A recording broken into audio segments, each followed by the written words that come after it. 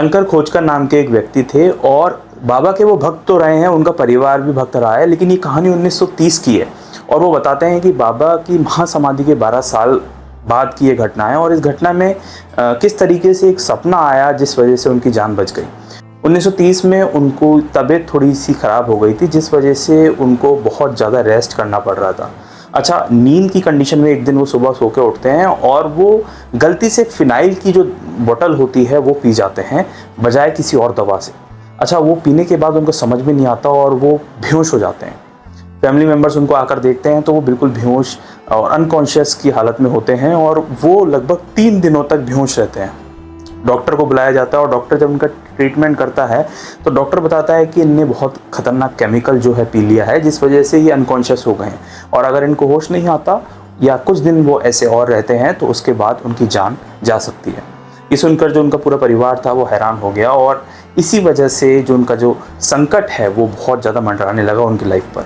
अच्छा, शंकर खोजकर जी बताते हैं चौथे दिन, ये तीसरे दिन की बात है जब डॉक्टर ने उन्हें ऐसा कहा था, और चौथे दिन जब उनको होश आ गया तुरंत, और जब सब फैमिली मेम्बर्स ने पूछा कि अभी कल ही उन्होंने डॉक्टर को दिखाया था और आज तुमको होश कैसे आ गया, तो खोजकर जी बताते हैं कि जब उनको होश आ रहा था तब उनको एक सपना दिखाई दिया और सपने में एक सफ़ेद कपड़ों में पहना हुआ एक फ़कीर उनके कमरे में घूम रहा है और चारों तरफ दीवारों पर जो है वो कुछ मार रहा है किसी चीज़ को मेरे कमरे में, और मैं बीच में लेटा हुआ हूँ और चारों तरफ जो है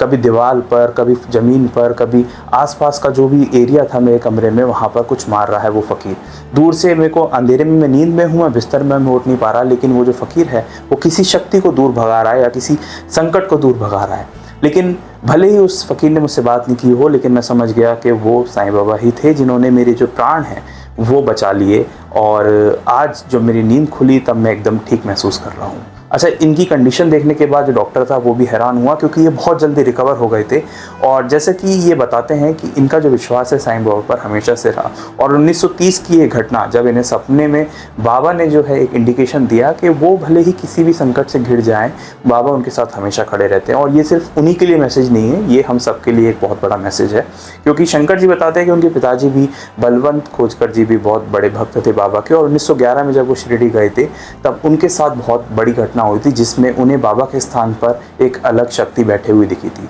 इस कहानी की बात भी हमने पिछली वीडियो में की है, अगर आपने वो वीडियो नहीं देखी जो इनके पिताजी से रिलेटेड है तो आप इस चैनल पर उस वीडियो को भी जाकर देख सकते हैं। अगर आप इस चैनल पर नए हैं तो मैं बाबा से जुड़ी हुई कहानी पढ़ता रहता हूँ, समझता रहता हूँ और आप तक पहुँचाता रहता हूँ। अगर आप